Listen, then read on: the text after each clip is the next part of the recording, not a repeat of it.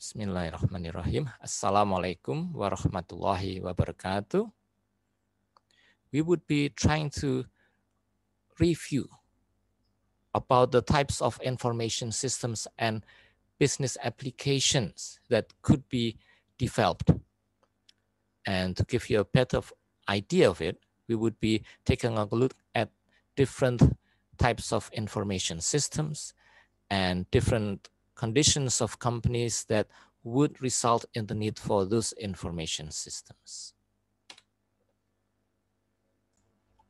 Here we can see that there are 3 levels of management that could be supported by information systems and business applications. So at the first level, at the operational level, these people who are at this level would be mostly the first line workers and the first line managers, those that are on the factory floor, for instance, those that meet with the customers and then input the data of the customers.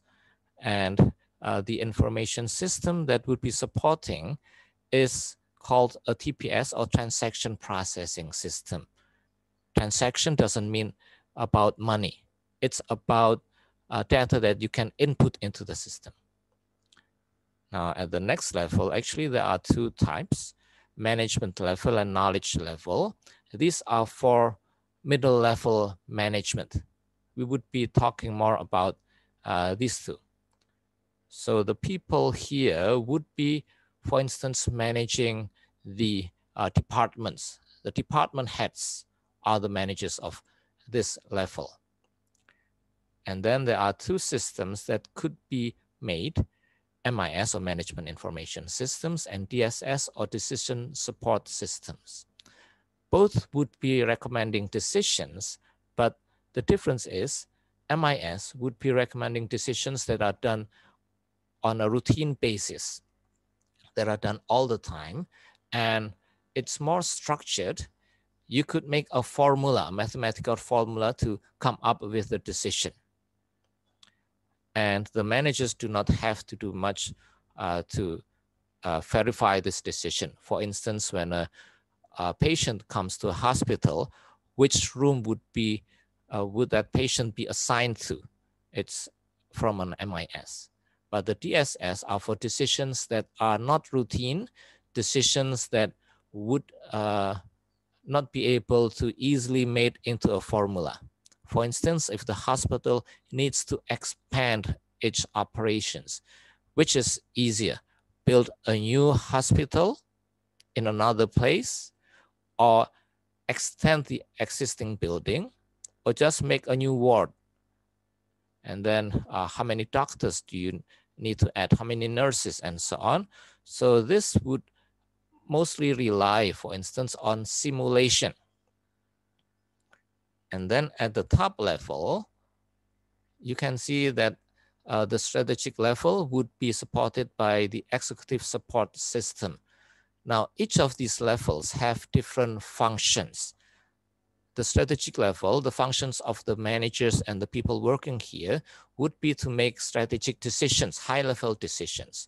That's why they have a different information system than the middle management, which would be making decisions at the middle level, decisions on the divisional and departmental levels. And operational level, this is when to shut down the machine, for instance, so very simple decisions. Because the information that's needed is different for each level, then the information system is also different. And you can see here, these would connect with each other. The TPS, transaction processing system, is where the input is done. And the TPS would be giving out information as input to the MIS. The MIS would be giving out information as input to the DSS, and also from DSS and MIS to ESS.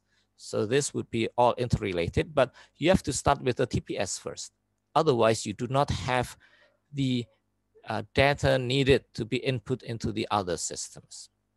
And each of these would be could be made into separate different systems and different business applications. Here are examples of information systems.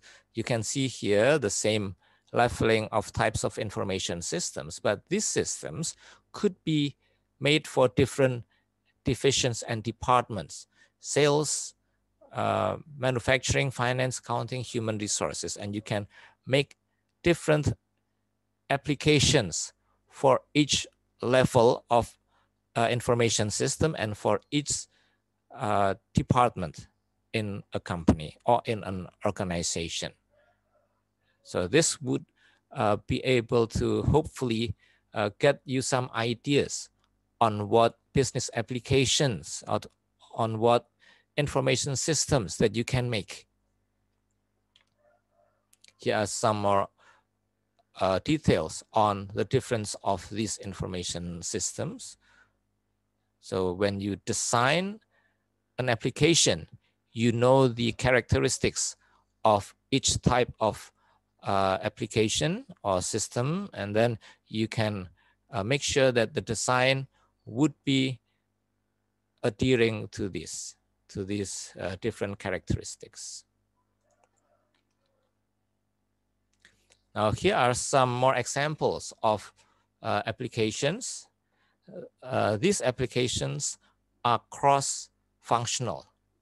While this example, this is not cross-functional, but this is an application for one part of the company only, even though one application would be sending information to another application here. So eventually, if you integrate all of these, you would be getting also an intersection of different information systems. Now back to the diagram here, you can see, for instance, there are 4 different divisions, and these systems would be crossing the boundaries of these divisions, of these departments. The supply chain management system, if you, for instance, order from a supplier, of course, it depends on information from the sales department or the marketing department, because then you would need to know how many products would be purchased, what's the demand from the market. You would, when you order from the supplier, need information from the finance department to know whether you have enough money to order from your suppliers or not, and so on. So this is cross-departmental information systems. Also for customer relationship management systems, when you try to create higher intimacy with the customer, then it also needs to be cross-functional. Also, it could be crossing different levels of management, not just the lower level management, but also middle and upper or executive level management. Now here, you can see also different types of applications based on the value chain of the company. The company has suppliers, and the suppliers have suppliers from the suppliers. The company has distributors, and the distributors connect with the retailers and also the customers. Okay, so you can build systems to connect these different entities. This is the, let's say, supply chain management system. This is the customer relationship management system on the right, going to the customers. Inside the company itself, you have primary activities, you have supporting activities. So you can see here, each operating procedure, its SOP would have different business applications that support it. For inbound logistics, meaning receiving materials into the warehouse, you can have automated warehousing systems. For getting the finished goods delivered to the customers, you can have automated shipment scheduling systems. Also, you can have different systems for the supporting activities in human resources and procurement, administration and management and technology. And this all would be increasing the firm's value chain. Now, here's another perspective. So the company would be competing against the competitors, but also competing against new market entrants, competing against substitute products, products that are not the same, but have the same function. Also would be affected by the bargaining power of suppliers and the bargaining power of customers. Now, how do we make business applications to serve this competitive forces perspective of a company? How do you, for instance, increase your bargaining power against the suppliers, increase the bargaining position against the customers, and so on, by, for instance, creating an easier way for the customers to buy your products, by integrating the suppliers into your company, for instance. Those are applications that you can make. And then at a higher level, you can see that there are applications that would be consolidating or integrating between industries as well. Not just in one company, but between industries and the suppliers and the customers and then the other partners. Also, you can make application and information systems to consolidate the different industries and help your industry compete against other industries, because you can imagine this industry has their own value chain, if you remember this one. So this is one industry. And now you're not just competing between your company and another company, but the whole value chain of the other company. So that's why you have here, your company is competing against the integrated value chain of another company. And this is something that you can try to find information systems and business applications for also. Now, when you develop a system, keep in mind that there are 5 possibilities. You do it in a stage-by-stage process, finish one stage and then go to the next stage and so on. It takes longer, but it's good for larger systems. You can do prototyping, have an example of the system, and then change it all the time as quickly as possible until you get a good system, an application that's okay with the users. You can buy the application ready-made, but then you'd have to make sure that it suits the company, it fits with the way the company works. Or otherwise, you would have to change the way your company works to fit with the application. Or you can make it on your own. The company hires a programmer, or you find ways to learn how to program. Of course, we've seen that there is a system analyst, you have the architect of the system, and then you have the system builder and so on.